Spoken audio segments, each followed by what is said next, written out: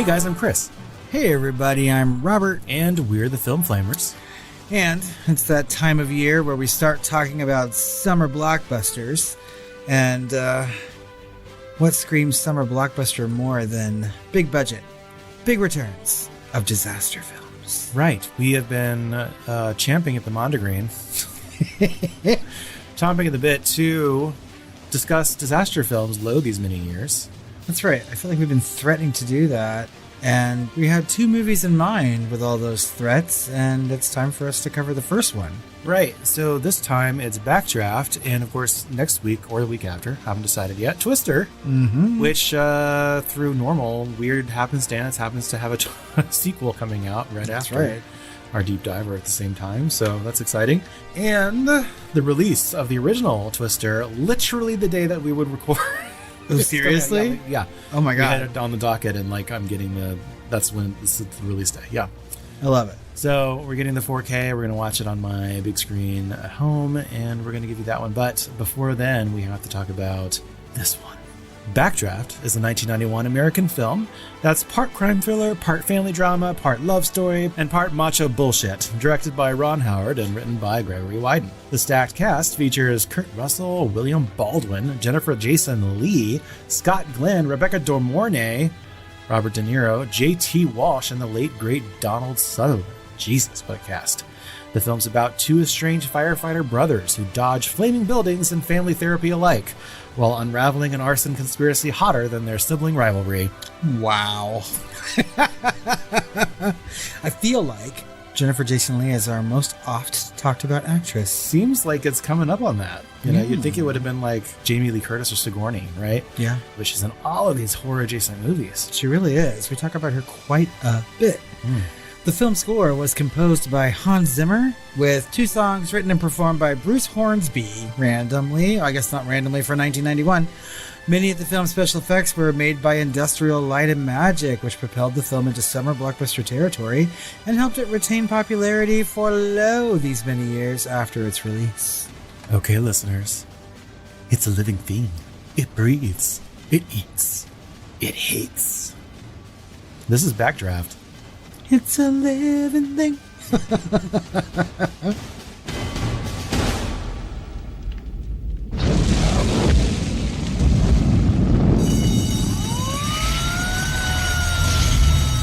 It's like organized confusion. Over 300-400 degrees in temperature. And then you just got these guys that are running into this building. Everybody else is running out. And these lunatics are running in.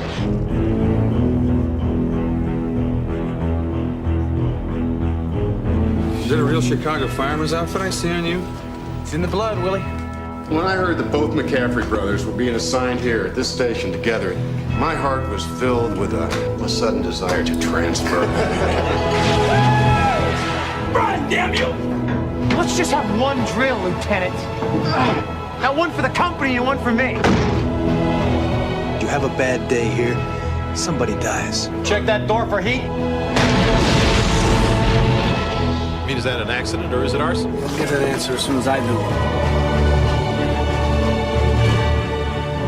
We're starting to get the feeling that your office is dragging out this case.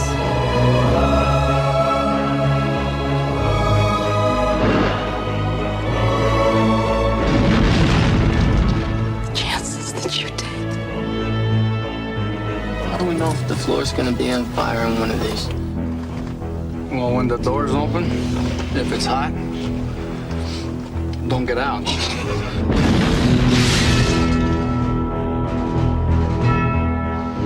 They show me a fire truck. So you punched out a window for ventilation. Was that before or after you noticed you were standing in a lake of gasoline? You shouldn't have had him up there in the first place. You burned him, Steven! Got a stone killer trying to make a point.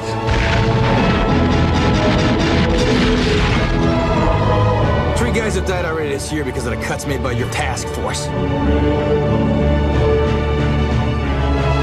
I'm not gonna quit, Steven, you hear me?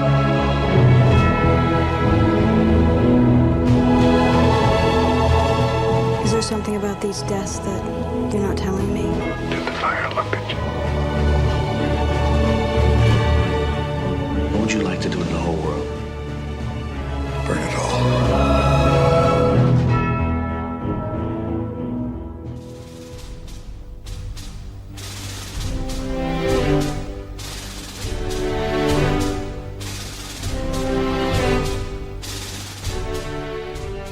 Two firefighters of Engine 17 of the Chicago Fire Department are brothers. Lieutenant Stephen Bull McCaffrey, played by Kurt Russell, the elder, is experienced, while Brian, William Baldwin, has labored in his brother's shadow. Brian graduates as a probationary fireman after several other careers falter, though Stephen has doubts that Brian has what it takes to truly be a firefighter. Anger management issues, alcohol problems, and a score by Hans Zimmer. In 1971, Brian witnessed the death of their firefighting father, Captain Dennis McCaffrey, played by Kurt Russell with a mustache. While accompanying him on a call, the longest serving of all the men at Engine 17, John Axe Adcock, played by Scott Glenn, served under the McCaffrey boys' father and was like an uncle to them when their father died. Adcock grows concerned about Stephen's unorthodox methods and disregard for safety procedures, as does Stephen's wife Helen, played by Rebecca De Mornay, who separated from Stephen to protect herself and their son Damien from the risks he was taking. It's all for you, Damien! After an argument with Stephen, Brian transfers into a political position to assist Inspector Donald Shadow Rimgale, played by Robert De Niro, a dedicated arson investigator and veteran firefighter who has recently been investigating some recent explosive fires resembling those set by pyromaniac Ronald Bartel, played by Donald Sutherland, who has been imprisoned for years. Meanwhile, Brian's new boss, Chicago City Councilman Marty Swayzak, played by J.T. Walsh, has supported fire department budget cuts. Contractors paid him under the table to shut down firehouses so they could be converted into community centers, with the contractors receiving contracts for the construction. Ignoring his duties as a fireman, Brian rekindles an old flame in Jennifer Vikas, played by Jennifer Jason Leigh, an aide to Councilman Swayzak. When Engine 17 answers a call in a high-rise building, Stephen urges them to move in quickly despite Adcock's advice to wait for backup. Brian's friend and fellow trainee, Tim Krasminski, opens the door, triggering a backdraft.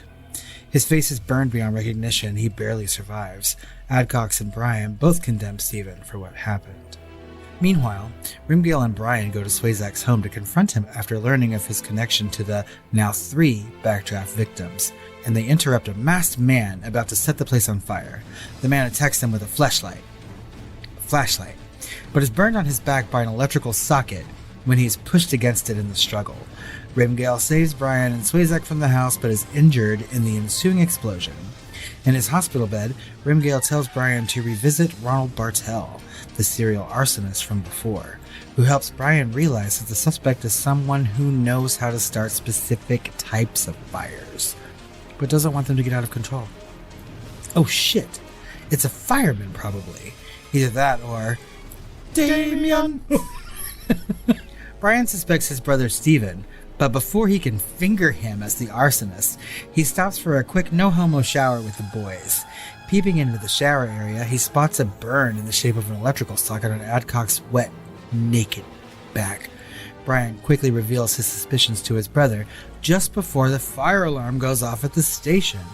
When Brian realizes Adcock has heard their exchange from the rear window before heading with his brother to the fire emergency, he jumps aboard Truck 47 after borrowing some turnout gear. On their way to the fire, their truck crashes after dodging a taxi carrying Marcia Gay Harden and Mary Elizabeth Mastrantonio. Rounding out that 90s cast. Already at the multiple alarm fire at a chemical plant, Stephen confronts Adcock about the backdrafts. Adcock admits that he set the fires to kill Swayzak's associates because Swayzak benefited from the firefighters' deaths and closed down firehouses. When an explosion destroys the catwalk they are on, Stephen grabs Adcock's hand while hanging on to the remains of the catwalk. Stephen refuses Adcock's advice to let go of him and loses his grip on the catwalk. Stephen lands on the lower catwalk, but Adcock burns to death when he falls into the fire because fire is very, very hot. Meanwhile, Brian arrives at the scene and bravely battles the fire, allowing 2 other firefighters to reach his brother Stephen and carry him to safety. Alas, Stephen dies with Brian by his side on the way to the hospital, with his final request being that Brian not reveal Adcox to be the Backdraft baddie. After the funeral for Stephen and Adcox, Brian and Rimgale, with the help of the police, interrupt Councilman Swayzak at a press conference. Rimgale questions Swayzak on a fake manpower study that led to the deaths of several firemen, including Stephen and Adcox, destroying Swayzak's mayoral ambitions.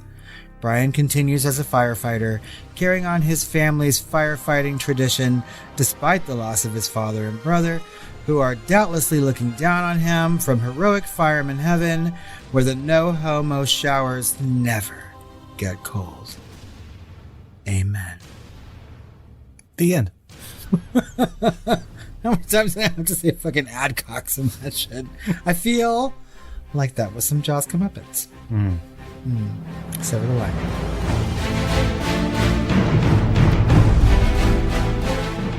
Backdraft was released on May 24th, 1991 on Memorial Day weekend. The film grossed $15.7 million opening weekend, securing the number 1 spot. Other films in the top 10 that holiday weekend included Hudson Hawk, Drop Dead Fred, and Madonna, Truth or Dare. So many choices. The film would remain in the top 10 for 7 weeks that summer and would eventually gross more than $152 million worldwide against a budget of $40 million. Quite the hit. Quite. Backdraft holds a 73% on Rotten Tomatoes and is certified fresh. The audience score sits at 75%. Pretty even. Yeah. The site's consensus reads, quote, "It's not particularly deep, but Backdraft is a strong action movie with exceptional special effects." Audiences polled by CinemaScore gave the film a grade of A.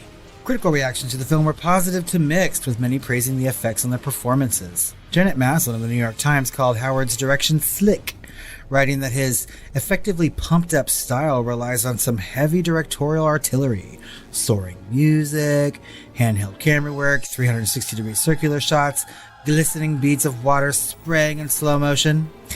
Inside the heat and fury of Backdraft, there seems to be an inspirational commercial yearning to break free. Right? Roger Ebert gave the film 3 stars and had positive things to say about the effects, but little else. He wrote, quote, "Never before in the movies have I seen fire portrayed by such convincing, encompassing special effects. Unfortunately, they're at the service of an unworthy plot. If the story of this movie had risen to the level of the production values, it might really have amounted to something." Oof. 3 stars Still isn't 3 bad, stars, though. no. Yeah, I mean, like... For him, that's 3 out of 4. And we will get into the reasons why this movie is good. Right. So it did, or was at least nominated for some accolades. It was nominated for Best Sound Effects Editing, Best Visual Effects, and Best Sound, but all of those awards were won by Terminator 2. Right. So it was up for those, production, Yeah. All the production technical awards. Yeah. But yes, of course, Terminator 2. Bad summer to be against that movie. I mean, as a special effects movie, yeah, not the right year for that. In 2019, a sequel to the film was released with William Baldwin and Donald Sutherland reprising their roles. The sequel follows Sean, or Damien, McCaffrey as the firefighter. The film did not receive much praise, with one critic saying that it's something you watch with a, quote, hangover on a Sunday afternoon. Sign me up, I guess. Backdraft inspired an attraction at the Universal Studios Los Angeles theme park, where visitors could learn about the pyrotechnics used in the film and experience them firsthand. The attraction ran from 1992 to 2010. And I was one of those hapless young children that got to experience that. I wish that I had. It was hot. I bet. Because you're literally standing on one of those catwalks, and they'll only let like 10 people in at a time. And so I was there with my mom, my sister, and my dad, and then you're literally in that final place. That's so cool. Where they filmed it, and everything's going off, like literally barrels are blowing up and flowing past you, but they're on like these strings, invisible strings. But the fire is real, the sparks are real, and then you get to see everything kind of retract. Like it's all the barrels and catwalks and metal that's bending is all kind of animatronic and goes back and resets. And so, but it looks incredible, and it was really hot. I wish to God that Universal Studios was still kind of like that. I've only been to Orlando, right? But it's literally just rides. Like, there's nothing about the magic of movie making there anymore. Well, actually, this does still exist. It was closed in LA in 2010, but I believe Universal Studios, I think it's in, God, please correct me if I'm wrong, but Japan. I think it is in Japan. I think in Japan it's still open. Well, I guess we need to go. Because I really want to ride the E.T. thing if that still exists somewhere. I mean, I know the King Kong Adventure doesn't exist anymore, but like... The E.T. thing, I remember it was all right. Because like you're flying over like across the moon or whatever, but like looking at people do that versus like actually doing it yourself and then like looking down and it's like fake city below you that you can tell is like Barbie Town or something. Okay. It doesn't look good. Anyway. Well, do you want to talk about this cast? Because they are Legion. They are, starting with Kurt Russell as Lieutenant Stephen Bull McAfee. He also played the captain, Dennis McAfee, the father, with a mustache, which I thought was a little weird. And I'm just wondering, with William Baldwin, you know, and you have the Baldwin Legion, right? Why couldn't you have cast like Alec? Or because Alec actually was going to be in this, and he said no, and he told them to hire his brother instead. But there's also a Stephen Baldwin, right? And it's like, I don't know, and probably 50 more Baldwins. Yeah, but I feel like Stephen Baldwin was way too young at the time to play a father. Maybe not. I mean, I don't know, but you're right. But because when we were watching this, and it's been about 25 years since I've seen Backdraft. Alec would have been old enough to play Kurt Russell's job. Oh, Alec for sure. Yeah. But I totally forgot that Kurt Russell played the dad and the son later on. Yeah. And so I was like, I must not remember this movie at all because Kurt Russell is all throughout this movie. And then I was like, oh yeah, he's also the dad.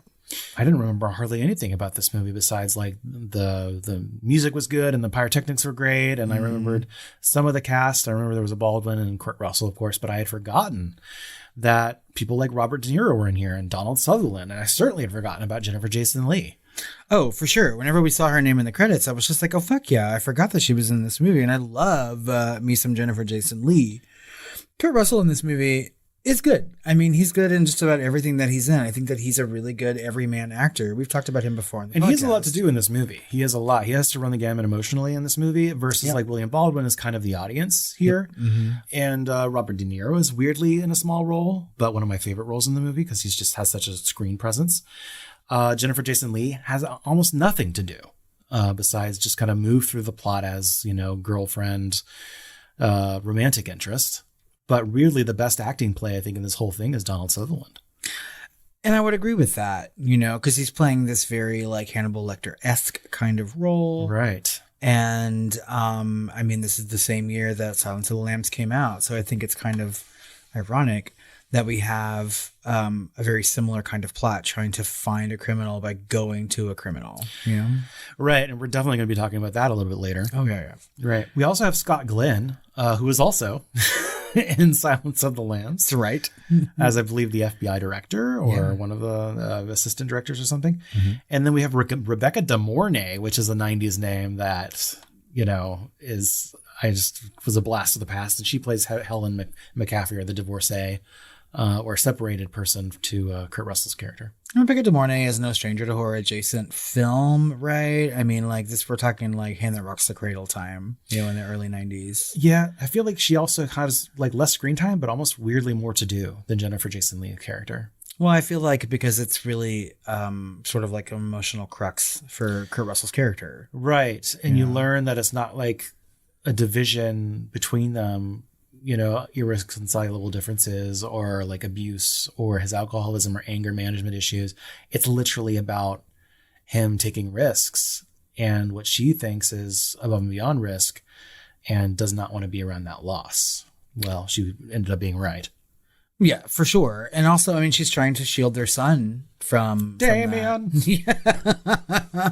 From all of these things, you know? And so, yeah, you're right. She has way more to do than Jennifer Jason Leigh, who is really just there as like someone who really serves the plot, like you said. She helps get the councilman down, you know, and then she's just a love interest, but always enjoyable. But that kid, Damien, because he goes there and he's like the nephew of, you know, William Baldwin's character, right? And of course, Kurt Russell's son. And I thought it might have been Wyatt Russell, but it wasn't, right? Right. And I don't know, the shit-eating grin that he gives that camera, it just It's like, I thought it was evil or something. So I was like, oh my God. He probably was setting those fires. Took my breath away. Wrong movie. Take my breath. Speaking of which, fuck, this is definitely like if Silence of the Lambs and like, I don't know, Top Gun had a baby. This would be it. Yeah, probably. For sure. We also got J.T. Walsh, who of course died back in 1998, RIP. But he was always great in movies and kind of thankless because he's almost always a bad guy. Yes, or like someone who is unlikable in some kind of way, if not necessarily the villain. Yeah. But I feel like he's a really, really good character actor. I think he's one of my favorite parts of Needful Things, right? Which is a Stephen King movie from the 90s. I think he was also in that movie about where they go into the TV show from the 1950s, Pleasantville. Yeah, I think he is in Pleasantville. With Joan Allen. I love that movie. I also love J.T. Walsh. So, I mean, like, I think that he did a really good job here as kind of like a, swarmy political kind of villain or foil to our characters. And also, we've got some cameos. Clint Howard, of course, as per tradition in all Ron Howard movies. Generally, there's a Clint Howard, his younger brother, who looks kind of goofy, and he plays Rico, the morgue attendant. Do you want to know a funny anecdote about Clint Howard? Sure. So the first year I ever went to Frightmare, like way, way, way back, like the first or second year that I was going, Clint Howard was there. So he and I have taken a piss together. Like he was standing right next to me at the next urinal in the bathroom. Oh, wow. Yeah. I could have reached out and touched someone, shook his dick. I'm glad you didn't. But I did not because I'm a human being. Speaking of human beings, David Crosby was also a cameo in here of Crosby, Stills, and Nash, and he plays a 70s hippie. That's my stuff, man. What a random casting choice. I know. Oh my God. So I think this is the first time that we have actually covered a movie that's been directed by Ron Howard. That would be correct. And so I feel like we need to talk about Ron Howard. For those of you who don't know Ron Howard, he was mostly famous for a director in the 80s and 90s. And of course, going into the 2000s, as you'll see, for those of you who are not familiar with him, of course, he also has kind of a legacy with his daughter, Bryce Dallas Howard. And, but a lot of people like either yourselves or your parents know him from TV because that's how he got started, was an actor. So his, he was kind of made famous nationally by playing Opie Taylor on the Andy Griffith Show between 1960 and 1968. And then he was cast in American Graffiti by George Lucas. So he has that contact, right? Because that'll come in handy later on. And then in 1974, right after that, he was cast in Happy Days, right? Where he played Richie Cunningham. So he was very, very famous and probably a household name. Certainly a household name because of those TV shows by 1980 when he started to shift into directing more. I would say that definitely from Happy Days because that show ran for a very, very long time, as did the Andy Griffith Show. And I mean, by then he was fully recognizable. So, right. Almost 20 years as an actor. And I still don't think of him as old. I don't either, but I also, I know that he was in these shows. He's got to be in his 70s.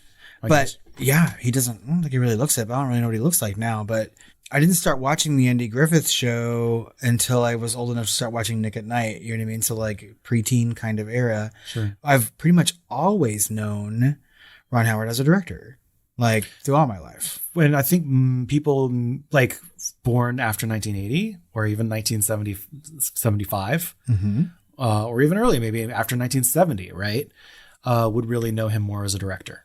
I mean, I certainly do because I grew up watching his movies. My parents really loved a lot of these Ron Howard movies, and we watched them a lot when I was growing up. And I feel like my parents, this is one of those moments where an actor that they sort of have grown up with or they recognize from their acting work shifts into that kind of career. Right. And I think they were all kind of rooting for him.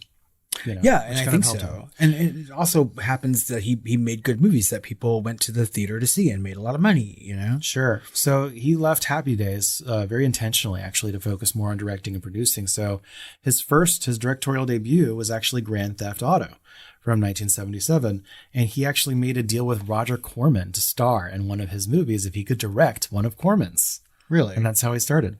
Okay, I haven't seen this movie. Yeah. But his big break with directing came with the comedy film Night Shift, featuring Michael Keaton, Shelley Long, and his old co-star, Henry Winkler. And this is one of my dad's favorite comedies, right? So I've seen it many, many times throughout my childhood. So anyway, going into the 1980s, after that, he was very successful. He started with Splash, right? It was that mermaid movie with Daryl Hannah. Which I also love, and Tom Hanks. And Cocoon and Willow and Parenthood. And in the 90s, obviously, Backdraft, far and away, the Tom Cruise and Nicole Kidman vehicle. Apollo 13, which was very famous when it came out. And other notables in 2000s was How the Grinch Stole Christmas, A Beautiful Mind, famously, Cinderella Man, the Da Vinci Code series. I think he directed all of those. Yep. He had his own Star Wars movie, Solo, A Star Wars Story. And then he kind of shifted into streaming. So he did a Hillbilly Elegy for Netflix, and then 13 Lives based on the 13 Cave guys stuck in a cave for Amazon. And then there's an upcoming survival thriller called Eden, starring Ana de Armas and Jude Law, which I'm very interested in. So he is quite the catalog, and most of those are very, very good films, and some might even say classics. I think definitely you would call a lot of these movies classics, right? Especially those from the 80s. And I it's no secret that we kind of pander to our nostalgia boners on this podcast sometimes, but movies like Splash, Cocoon, Willow are things that I think that we look back on fondly, right? And also a lot of collaborations after he was cast in American Graffiti, and obviously he got his Star Wars movie. But Willow was written by him and George Lucas, I believe. And I think the books after that was like Chris Claremont and George Lucas. Chris Claremont of Marvel fame from the 70s and 80s. Anyway, so it's almost like he's to George Lucas as Robert Zemeckis is to Steven Spielberg. Right. I mean, yeah, counterparts, some would say, but I feel like amongst those four directors, right? Mentees, right? Like they are the proteges. Yes. Oh yeah, definitely. All of Ron Howard's movies made a shit ton of money. You know what I mean? Like he knows how to direct a really popular film. Even something that what I would feel is sort of like niche as Cocoon, right? Like a science fiction film about like the elderly or whatever. It was wildly popular. Yeah. Made a ton of money, was nominated for Oscars. You know, like he knows how to create a movie that audiences sort of want to see and that they flock to. And I don't know how much of that is like name recognition or talent, right? Or maybe a little bit of both, because I feel like these movies are all really good and competently made. And then, of course, his daughter, which I've always been a fan of, at least ever since The Village, right? Because I thought she plays a blind woman in The Village pretty early on in Shyamalan's career. And, of course, she also played the Lady of the Water for him. But The Village, I thought she was just absolutely amazing. And I still, to this day, don't wonder why she was not nominated for an Oscar for that role. I thought that she did an incredible job. She was also in Spider-Man and Jurassic World, obviously all of the Jurassic Worlds. And she's also done the same thing that her father's done. And she is a principal director for a lot of the Star Wars TV shows. I did not know that. Yeah, she's directing a lot of like The Mandalorian and Ahsoka. Yeah, so I think she's going to get her own movie soon. That's really cool, because I also do like Bryce Dallas. You know, I feel like eventually we're going to talk about The Village on this podcast, because we got to. I mean, it's one of the, few Shyamalan movies that I really, really like. But yeah, I mean, I think that she's a really well-known actress who happens to look a lot like Jessica Chastain, but I don't think so. Everyone says that, but I mean, early on in their careers, I got them very confused, but yeah, I do like Bryce Dallas. I think she's excellent in The Village. And I think that she's one of the really, really good things about the Jurassic World series too. I also think Bryce Dallas had an earlier career than Jessica Chastain, although they're around the same age. Jessica Chastain kind of got famous after The Help, right? And then Bryce Dallas Howard was working fairly young. She was working well before her, yeah, but like Chastain has gotten more of the awards recognition, but like right. I feel like Bryce Dallas is a really, really good actress, like comparable. And she's in like my favorite episode of Black Mirror. And she was also in The Help, actually, if you think about it. Shit, she's the one that ate the fucking shit pie. Yeah, she's also in The Help. So she plays the fucking villain, you know what I mean? So, and she's so good in that movie. She is. She's good in everything that she's in. So I mean, like I love a good family legacy. I can't help myself. Right. So let's talk about a little bit of the background and writing, which I thought was really, really interesting, because we mentioned that this was written by Gregory Widen. I don't think anyone knows that name, right? But this is the guy that created Highlander, So he created the film and TV franchise, which he actually sold the OG film script for when he was still an undergrad film student at UCLA. This is not a name that I recognize. You know what I mean? I've seen the first Highlander movie, but I if you were to say his name, I wouldn't have ever said he did any of these things. They're remaking that with like Henry Cavill and, it's... Oh, God, really? Yeah. Well, that's a very good IP, right? The franchise is great. The movies aren't very good. The first one is all right. The first one doesn't really stand the test of time very much. It kind of is aged. But I always loved Highlander. And of course, it's a wonderful Queen soundtrack. We've actually had it on our list for a long time to do some sort of horror adjacent deep dive into. Because there's people that are, their immortality depends on cutting people's heads off. Come on, it's all about tone here. We love to talk about tone, the film flamers. Jay Sensei. Right. But also, while he was in UCLA writing Highlander, he also worked as a firefighter for 3 years while he was an undergraduate at UCLA. So when he was a firefighter, he witnessed a person being killed by an explosive backdraft, which of course became the basis for the screenplay he wrote for the movie. That is really interesting, and because it answers a lot of questions, right? Because who sits down and just writes a movie like this? And purposefully, it wasn't renamed Backdraft; it was always Backdraft, like written by a person that actually experienced it. It's really, really interesting. And of course, this is the guy that wrote and created Highlander, and then of course later, he was the writer-director of cult horror film The Prophecy, which we're eventually going to deep dive. Really? From 1995, yeah. Okay. All right. Go ahead, Gregory. Yeah. I think that, it is really interesting that he worked as a fireman because, and I'm sure we'll talk about this when we get into the movie a little bit. Like, you just don't see that many movies about firemen, No, and if you do, they're usually on the more like Christian nationalist side of filmmaking. Yeah. Mm-hmm. So, but this movie really shows firemen the way that I think that they probably are, and it's very, very real. But also you can tell that this movie is written by someone who has experienced some of these things, probably because of the way that he personifies fire in this, So, well, they also, like, Ron Howard knows how actors work because, of course, he was an actor, a very famous actor for 20 years, before he became a director. And so before filming began, the main actors went out on calls with real Chicago firefighters and also went to the Chicago Fire Academy to learn how to conduct themselves like firefighters in the film. And I think they even spent the night and lived in a firehouse for about a month before filming. Method. Yeah. So between the cast prep and the special effects, most people, in the writing, having come from an actual firefighter, at least a temporary one, most people think Backdraft is fairly realistic, but firefighting professionals actually have noted that most of the film's structure fire scenes differ considerably from reality. For example, the pictures of firefighters searching in movies like Backdraft don't show what it's like to actually search in a fire. Firefighters are shown advancing through fully involved structure fires while not wearing the complete complement of protective gear, like anything on their faces, for instance. Most scenes display the firefighting without the use of the breathing apparatus. And so some of the makers of this film were quoted as saying, "Realism in our case would make a very bad movie because the fact is that in almost every fire, the smoke conditions completely obscure all vision."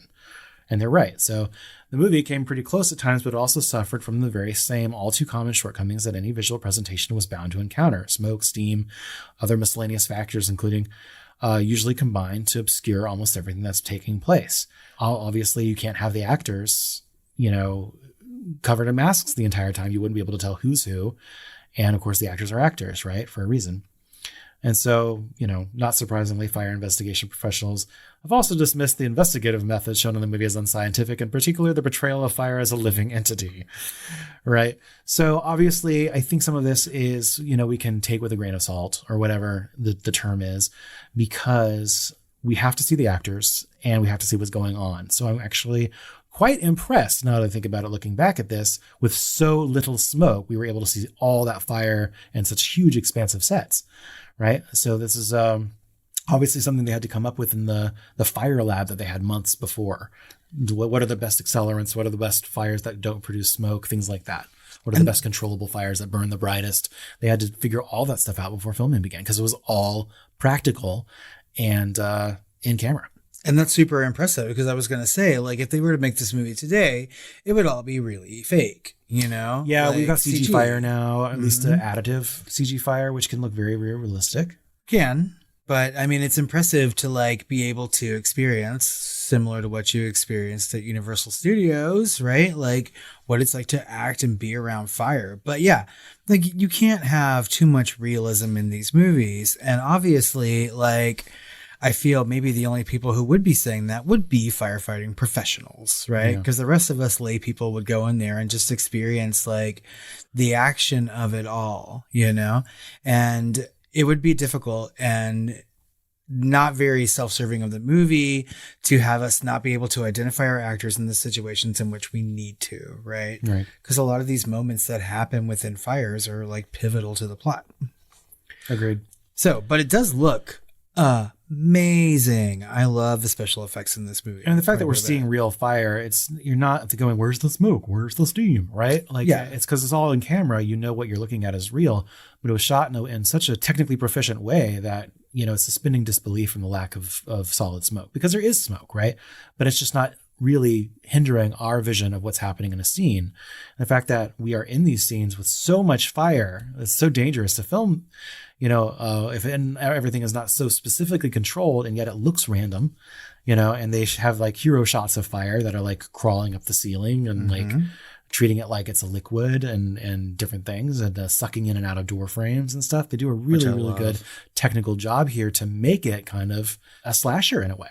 Yeah, I mean, the fire is essentially like one of the main villains in this movie, if not the main villain. It's the thing that is killing people, no matter who sets it, right? But I mean, there is smoke in these movies, and I like the times that they do use the smoke because it normally is a really intense, dramatic moment. Well, it's funny because it's like you're looking at the outside of these buildings and it's just filled with smoke. The windows are just solid with smoke. You cannot see anything in there. But when you're actually in the building, there's no smoke. Yeah, it's just you know? Fire, you know? So it's like, it's fine, but you only kind of see that in 2020 hindsight, you know? But yeah, there is that anthropomorphizing of fire, which is very similar to next week's or later this month episode when we do Twister, because they anthropomorphize the shit out of that Twister. That's right, because they make it seem like the Twister is coming for you. How does it miss this house and that house and come after you? That's right. Well, and the same thing for this movie. I mean, you're talking about fire, right? Like being a villain that is hungry, that is actively searching to destroy. It looks at you, and it actually, they put like rawr noises. With the, I kept thinking like you were going to be like, oh my God, it's Bruce from Jaws. No, it's that shark. But you can hear it growl like an animal sometimes, and you know that there was some sound design, obviously, to make this thing sound more animalistic. And I think that you have to, right? I mean, because otherwise the movie could be a little less exciting. You really have to think about like these people every single time they walk into a burning building are going to lose their lives. Otherwise, you would care less about the plot. Right. And they really, really do pay attention to the danger of fire and fire itself, which is really, really smart of them, I think, to do as filmmakers and writers. And I love that they talk about fire itself rather than, you know, just going through the movie as if like they're just firefighters and it's just happenstance, or they take it for granted as something that they have to deal with, right? Their fire is very much another character in this movie. And I think that was very smartly done.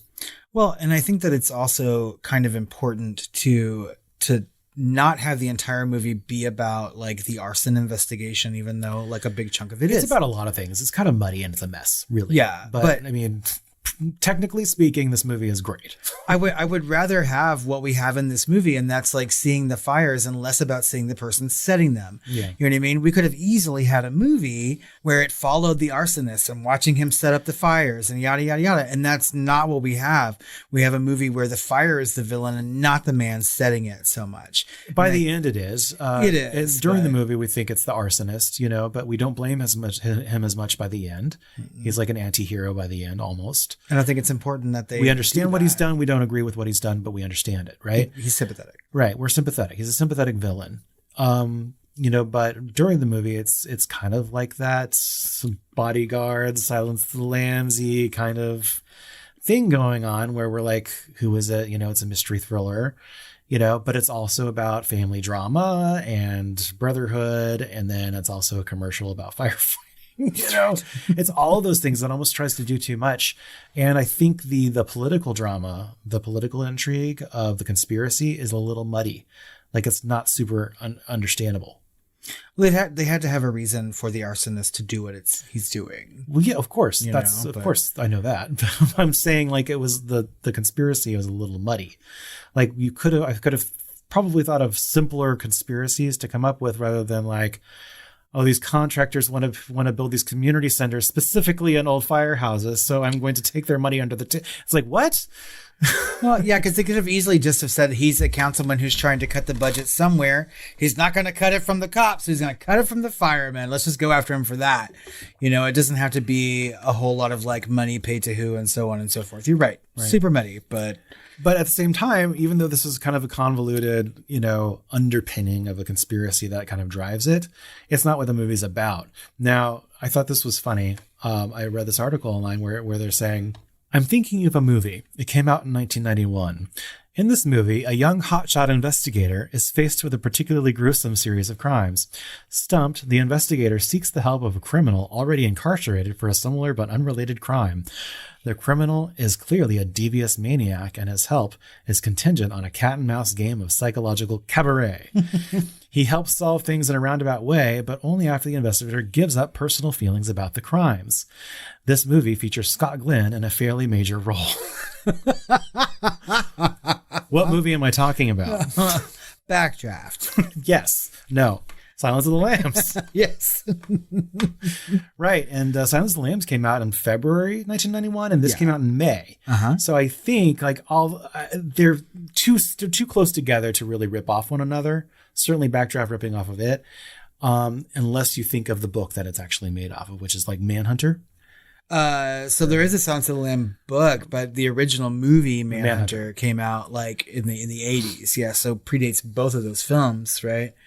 As obviously Silence of the Lambs is kind of a sequel to, but Scott Glenn plays Jack Crawford in that film and is the arsonist, in this one. But it was crazy similar watching this movie 25 years later. And I think it's one of the first things that we talked about, like when the movie was over, we were like, how fucking Lecter was that performance? I know, and I've right? never thought about that before. Yeah, I didn't either. It didn't really dawn on me, probably because like over the course of time since 1991, I've probably seen Silence of the Lambs like a gobbledygillion times. And also, as good as Donald Sutherland is in this role, as amazing as he is in this role, it's nothing like Anthony Hopkins' iconic performance as Hannibal Lecter, mainly because he has so little to do in the story. It's not about him, Donald Sutherland, in this movie, comparatively or relatively to Anthony Hopkins. Although, if you look at it, they might actually be approaching screen time with each other. I was just about to say that. I feel like both performances have a very similar amount of screen time in this movie, except the difference is that when you look at Silence of the Lambs, you remember seeing Anthony Hopkins for a very long time, even though you don't. Anthony Hopkins is like 15 minutes in that movie versus short. I think Donald Sutherland probably has about 8, so he probably has half the time. But still, that's such, for those performances, 8 minutes and 16 minutes respectively, those performances are so outsized compared to that screen time. It is memorable in that regard. That's right. Because when I look back even now, like several days after having watched Backdraft, the most things that I remember from this movie are Donald Sutherland and fire. You know what I mean? Because they're the two most interesting things in this movie to me. It's also like they're independently doing these performances as these serial killers. They both did amazing jobs, but one is like Dennis Quaid's Doc Holliday and one is Val Kilmer's Doc Holliday. And we all know which one's more iconic. I'll be your Huckleberry. So yeah, I mean, I feel like Donald Sutherland is really, really good in this movie, but the whole time I was watching it, I was like, now I can't see this as anything but a Silence of the Lambs ripoff. And all I wanted to do was pull out my phone and check the dates. Yeah. And there's a whole component to that. Like Silence of the Lambs is this whole movie is about that, right? Versus this is like a third of this movie is about that, Yeah. This movie becomes really about firefighting and brotherly love and blah, blah, blah. Right. Yeah. In a commercial. And it's melodrama, right? In a way that Silence of the Lambs just isn't. Silence of the Lambs is like, you watch that any day of the week and it doesn't seem dated in that way. Nope. But this movie is super earnest, right? And its reverence amounts to propaganda. Essentially, at this point, it's really hard to watch this movie and not feel something like that. Technically, it's not propaganda, they're firemen, right? But I mean, it does feel like propaganda. So, I mean, I love the word propaganda. But yeah, we get enough movies about, glorifying, cops, right? We don't get as much movies glorifying first responders that aren't cops, right? And so I feel like it's needed and good to have. But at the same time, like firemen is one of the most famous, like boys club kind of toxic masculinity, or can be, depending on where you go. So like the level of earnest propaganda in this movie, even for its time, obviously looking at some of these reviews by some of these people like Janet Maslin saying like there's a commercial in here just urgent to come out in 1991 of that time saying that. Imagine how we feel watching it today in 2024, 40 years later, whatever the fuck it's been. A fucking long time. And I wonder when this movie was released, how many people like signed up to be firemen right afterward? Was there like this huge rush of people? Right. Top Gun did that for the Air Force. Apparently Stargate did that for the Air Force as well. And then we've got this movie for firemen. Mm-hmm. There's been a lot like that. And then I think Apollo 13 and a couple of others for NASA. I mean, like, this movie ends with the weirdest sentence, right? It's always like, currently there are 1 million some odd firemen, and that's it. That's how the movie ends. That was it. And I can totally imagine some macho guy being like, I can fight fires. And they read that sentence and they stand up at the end of the movie and I'm going to be one more or whatever, For real. So, yeah. Well, I was just like thinking about this, like right at that moment, right? And then several moments throughout this movie, like the bookended scenes, like the beginning and the end, especially feel like recruitment videos. And it feels like Paul Verhoeven, could step out at any moment with a mini commercial inside the movie with some kid with a fire extinguisher who says, I'm doing my part, Starship Trooper style.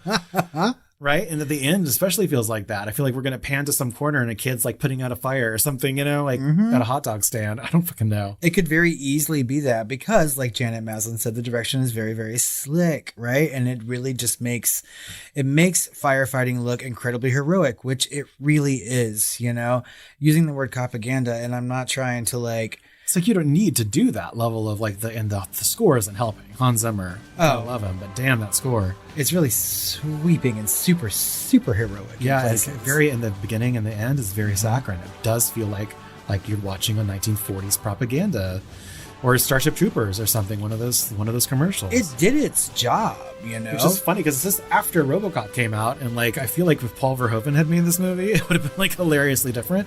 Yeah. But it's like, how would you be cynical about firefighters? Really, I don't think you can. You can't. Really. Like they it's really not part of the police life. state. You know what I mean? Exactly. Like it's a completely different kind of job, and it's kind of hard to be mad about people whose sole job is to like run into a building, save the building and the people. That's all they're there for, Yeah.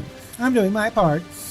Although this movie does things that, if you're talking about suspending your disbelief, like there's no way that firemen or even an arson investigator is going to bust into a fucking press conference and like throw the book at someone. At this point we're suspending disbelief to like where the firefighters are coming in to arrest someone. I was like, come on. And no arson investigator is going to like interrogate any sort of criminal. They're going to do some investigation, turn it over to a detective who's going to go and do that. But, you have to have the plot. So it's fine. I'll suspend my disbelief, but come on now. They're really making firemen or investigators to fire look like police people. It's almost a cartoon by the end, in a way, which, you can forgive it for because it is what it is. It's very much its own thing. That's true. But speaking of the look and feel, obviously, it has its tone, but the cinematography here is by Mikhail Solomon. And he is very famous, right? So in the 90s, he did The Abyss, or 80s and 90s, I guess, The Abyss, Always, Arachnophobia. Really liked those A films. Backdraft, Far and Away. So obviously worked with Ron Howard. But The Abyss, start out the gate kind of with an underwater cinematographer film for James Cameron. That's definitely trial by water. And then he kind of shifted into like the HBO kind of miniseries place, right? So he did like Band of Brothers and then Salem's Lot from 2004 and then Andromeda Strain from 2008. And then finally kind of went back into actually TV, like with Rome, Camelot, Falling Skies, Powers, Damien, and The Expanse. So this is an excellent cinematographer, obviously, that is able to do basically anything. If you think about The Abyss and Backdraft, two completely horrific environments. Probably why he got hired is because he did The Abyss. It's like if he can do The Abyss without electrocuting the entire crew and actors, maybe he could do Backdraft without burning everyone. And seemingly he did. But I feel like all of these movies look also put amazing. himself in that outfit and kicked himself up with the grease or whatever and went into the fires with his camera and destroyed cameras doing that shit. I love that kind of dedication, you know, but when I think about movies like Always and Arachnophobia, like those movies have a very distinctive like look to them as well. And I know that not all of that is direction. A lot of it is like photography, and like Arachnophobia for sure has a very distinct kind of look to it. Never seen it. You have really? No. Oh my God. I love John Arachnophobia. Goodman. Yeah. I mean, it's a really well shot movie. Like I can think of like very specific like shots and cuts of that will always stand out. I've heard that it's good. And it started a few careers as well. And I really want to see it. And I want to maybe deep dive it with the other Spider movie that we just saw recently. Oh, Infested. Infested. Yes. Yeah. But yeah, I mean, I feel like his and Band of Brothers, come on. That's like an epic TV series. So one of the first of its kind too, I think. Mm-hmm. Well, right after, what was that movie? Saving Private Ryan. Yeah. Yeah. Mm-hmm. So the special effects here were done by Industrial Light and Magic, but I feel like the effects supervisors here were the ones, right? Because they had to come in and these were special effects way more than visual effects, right? Because everything was done super in camera.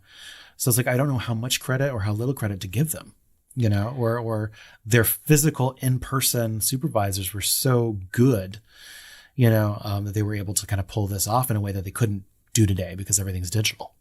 So, I mean, like you said earlier, they had like fire labs and whatnot. Do you know how long that they had to work on this before they were ready to film? 3 or 4 months. They were in a fire lab trying to figure out how to do the best explosions that are bright fire, you know, just gas explosions that are not concussive. Mm-hmm. So they wouldn't actually, you know, explode, things that could be put out that burn bright, but at low temperatures, things like that. Right. So there's a whole science to it. It's like, how can we get big flash explosions that look like they're powerful? We can add sound effects too that aren't really, you know, just a huge amount of work went into this movie to make it look the way it did. You see the flames crawling across the floor like they're liquid. Well, that was just the camera upside down with a set that was done upside down just for that one fucking shot, you know, because fire, you know, heat rises. So that would do it on a ceiling, not on the floor. But it looks really fucking cool. You know what I mean? Yeah. And I love practical effects, you know? And so when I was a kid watching this movie, like sitting next to my parents in the theater, like I didn't want to run home and like be a fireman or anything like that. No. But I was just so impressed at the way that the fire looked. It's super fucking immersive, you know? And I especially love those backdraft, like under the door frame kind of moments in this movie, right? Because it's like, it's a tell, you know what's going to happen. It's some sort of like this really quick foreshadowing. And I just feel like all of these things, very, very controlled fire and just the way that it looks really make this movie special. It also kind of reminded me of Seven a little bit with some of those bodies, right? That were shot across the room. And like, it just almost seemed like something that the Seven killer might do or something very creatively. Mm-hmm. I mean, it's got some Saw aspects to it as well. If you want to talk about like traps and stuff like that, you know? And so, and also like some of these corpses look really gnarly, you know? They're in the horror adjacency lies. That's right. You know? And like, this movie doesn't shy away from some kind of gore, some kind of disfigurement or body horror aspects to it, you know? He has to lift that body and then does the Seven thing, right? Where it just like excels the air. Yeah. Yeah. I mean, it's just good and it's creepy and it really like serves that creepy fire as a villain kind of plot, because here is the victim that we're looking at, its aftermath. And I just really think that the special effects in this movie are just really, really good. Well, I think that, you know, that kind of like leads us into the questions that we like to ask about all the movies that we cover here on the Film Flamers. And we're going to start with, is Backdraft a horror movie? No, it's not, but it's definitely horror adjacent. Like we said, there's the gore is there. The Silence of the Lambs aspect is there. We kept referencing all of these different things. There's part of Hans Zimmer's score has very horrific and thriller ties and pieces of it.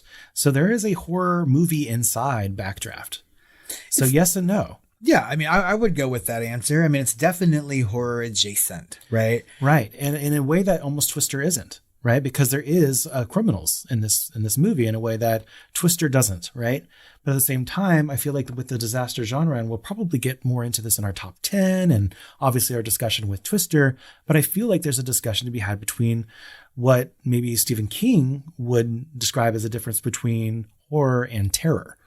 Yes, right? I would agree. And I don't know. I feel like this movie has all the trappings of a horror movie in it, like you said, you know. I feel like if we were watching this movie in a year where Silence of the Lambs didn't also come out, we might call it like the horror adjacent film of the year. But I would also call Silence of the Lambs a straight on horror movie. I feel like in it's not alternate universe, there's horror movies and there's terror movies. Yeah. And I mean, there's kind of like what we would call thrillers. There are certain things in this movie where you feel peril, right? Just for the people who are living the moments that you're watching. But this would lead into, were you scared while watching Backdraft? Certainly was the first time. Oh, and yeah, hearing those growling noises, and see, there's inevitability to it, you know, with something non-human, something natural that has that Final Destination-esque feel to it, you know? And you're fighting something that you inevitably just can't understand or predict. Oh, they try to. They call it an animal in here. They really hype fire up, and then they photograph it beautifully and threateningly. And so I would say there's definitely a level of tension and terror in this. I don't know if there's the Dolby shocks that would, you know, or the creeping dread in it that would make me scared traditionally, like I would be in a horror movie. But I would say that, again, adjacently. Yeah, I mean, I remember as a kid being on the edge of my seat, but a lot of that had to do with the action. Watching this as an adult, like there are some moments where they're like heading to fires where you can kind of like feel anticipation from the characters a little bit. And that kind of like adds to your tension. And definitely when they're inside the building, you can't help but as an adult, maybe like more so than when you're a kid, thinking about the inevitability of destruction of fire, right? And that if they're not there to put the fire out, it will go on, you know, until everything is destroyed. And that's a really scary thought. Like, as an adult, I think I'm more scared of fire because I don't want to lose a home or property. You know what I mean? Right. But, you know, as far as the recruitment of this movie, like they don't do the best job featuring it as a forgiving job. Right. Because they do show the burnt bodies and they show the completely disfigured, you know, face of this probationary fireman who we really like in the movie, who just made one wrong move. Right. And that's his life for the rest of his life. And so, you know, it does at least show that level of realism outside of the propaganda piece of it. That's true. And I think that's important. Out of 5 stars, what did you rate Backdraft? I think I give it 3.5 because I was so just blown over in what I wasn't prepared for, which I was prepared for like an action thriller, you know, that was kind of timeless. And it's like, its tone really dates it now. Like watching it, it's just super earnest and almost saccharine, especially the beginning and end, how it treats firemen and the profession of firemen almost as a commercial, as a product. And it just really felt like propaganda, you know, whether that's right or wrongly done. And it kind of got cloying a little bit. It like kind of, no pun intended, I got burnt out on it. Oh, God.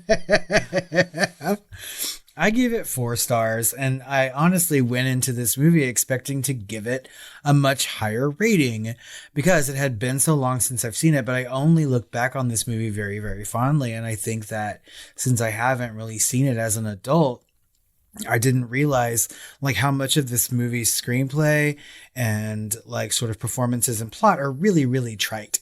You know, like they were trying to make a movie that showcased the fire and showcased the action, and they didn't really take the time to build out a plot so much. I can't fault it for the characters because I like the characters quite a bit, even the ones that I'm not supposed to.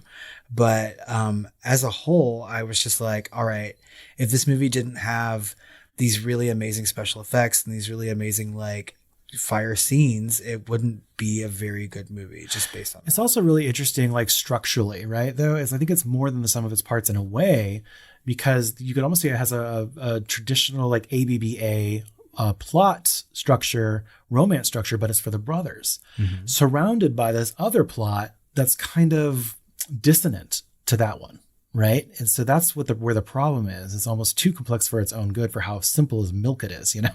And it really is, but I mean, ultimately, I still think that it's a really, really well-made movie, and I think it's a fun watch. And like, while I didn't really like it as much as I did maybe, 25 years ago when I watched it, I would still watch this movie again, Oh, yeah, but like plot-wise, like 2-3 stars, technically 5 stars, like it's somewhere in the middle, and I enjoy it, and I would rewatch it, and it's a classic for a reason. It was hard not to rate this 4 stars for me. And I just had to ultimately, But I'm really excited about the last question, and some would say most important, because I feel like we've had a dearth recently. So, who's the hottest guy in Backdraft?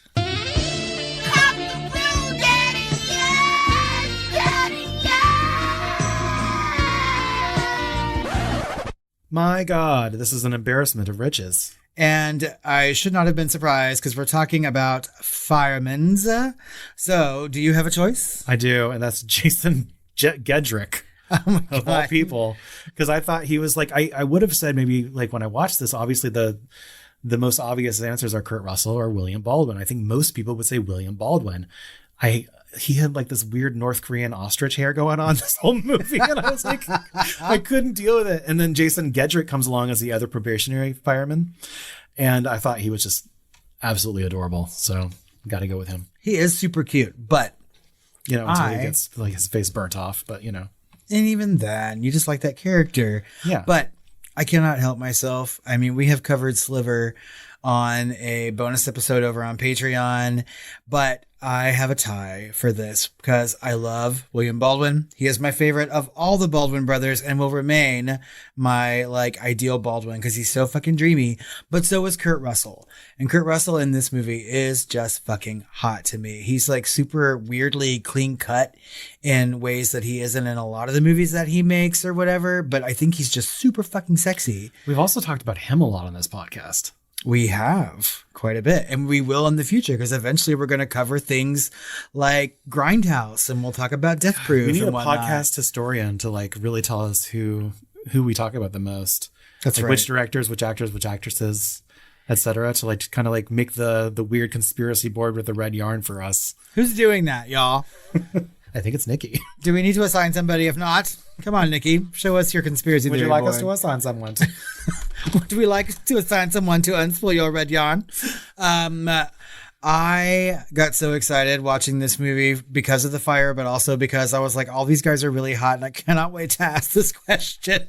Finally. Do you have some fun facts for me? Speaking of hot guys, Robert Downey Jr., Brad Pitt, and Keanu Reeves also auditioned for the role of Brian McCaffrey. I can see a lot of these things, except for Robert Downey Jr., really. Yep. Jennifer Jason Leigh suggested J.T. Walsh for the role of Alderman Swayzak. She said that he was a mentor to her. Quote, he was such a strong actor. It was effortless for him. I love hearing that about character actors like J.T. Walsh because it's almost like a thankless job. It really you is. think he's just a kind of a workman-like actor who comes in and performs his job very, very well, very believable, kind of down on his luck politician or very, earnest or something. But to hear someone like Jennifer Jason Leigh suggested him because he was a mentor for her, I love hearing that stuff. I do too. That's a really, really good anecdote. And like we said earlier, like J.T. Walsh, like R.I.P., was so good in every movie that he's in. So I love that. Next up, many of the extras were real Chicago firefighters. A casting call was put out in a fire department memo prior to the start of shooting. In addition, many suburban firemen participated in the funeral procession.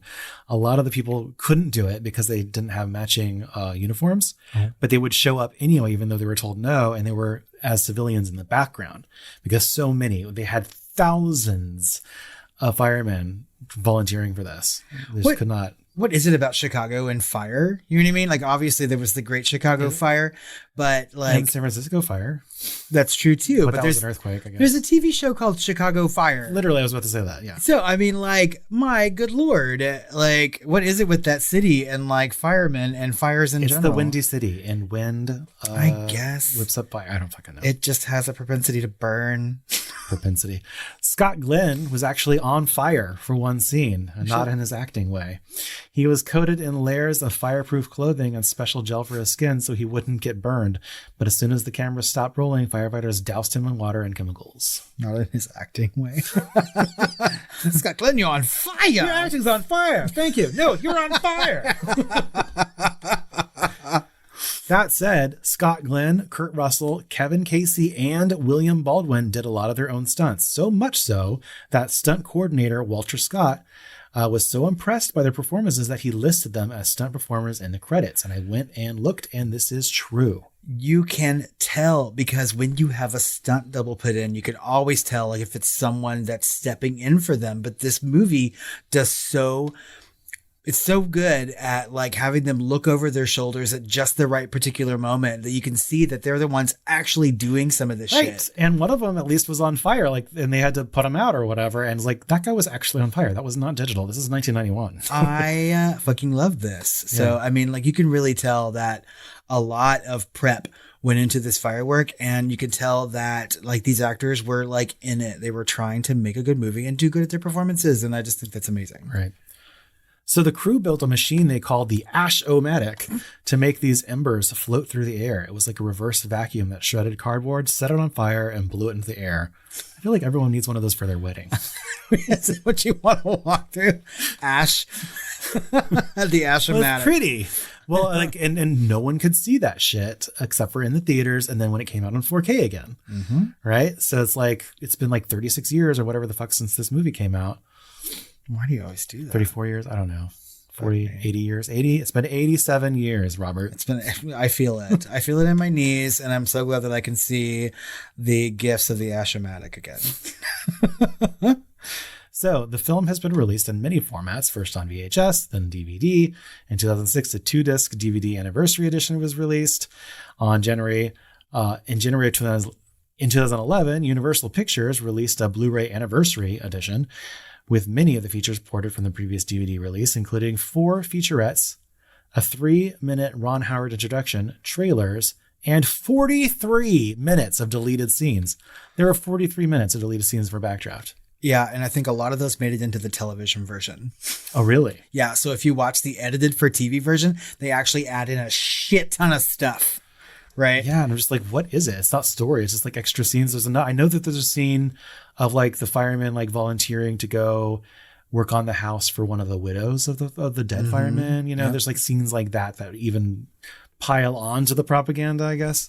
Because the last time that I watched this movie was on like fucking TBS or some shit, like way back, like 25 years ago. I was like, oh, Backdraft. I haven't seen this in a while. And I sat there and watched it all. And I was like, this movie seems a hell of a lot longer than I remember it. Hey, it sold a lot of commercials. Itself was a commercial. And lastly, Hans Zimmer's track, Show Me Your Fire Truck, was used as a theme for a Fuji TV series, The Iron Chef. And now that I think about it, that's true. Oh my God. You're right. The title of that track, though. Show Me Your Fire Truck. Well, those facts were very, very fun. And I think that wraps up our conversation on Backdraft. As always, we want to know what you think about this movie and our discussion about it. You can find us on social media at The Film Flamers on Twitter, Facebook, Instagram, all the places. You can email us at tiredqueens@filmflamers.com or call our hotline at 972-666-7733. Oh, show me your fire truck. I was just about to say that. It's mine. Burning up for your love. They have a cream for that. Anyway, Fav. Next week we've got either a top 10 on disaster movies or we got Twister. Either way, those are coming up this month for sure. But as always, we got something special over on Patreon. So head over to patreon.com/thefilmflamers where you can vote in a poll of 90s disaster movies. Right. And over there, we've got like Independence Day and Volcano and Dante's Peak and Titanic. And I think it's actually between Dante's Peak and Independence Day because I've been like putting my fingers onto the the where asking people to vote for Dante's Peak because I want to see it again. I also want to see that movie, but ultimately you could go and change the results of that by becoming a patron before the month is up. So go do that. But obviously we need some more reviews. So head over to Apple Podcasts or iTunes, leave us a 5-star review, tell us why you like us, and we're going to read that on the next Shooting the Flames. Well, Robert, Yes, Chris. I need to go show someone my fire truck and have some sweet dreams. I wonder if that would really work, though. Just walk up to the bar and be like, whip out your fire truck. May I see your fire truck? Can you rev your engine?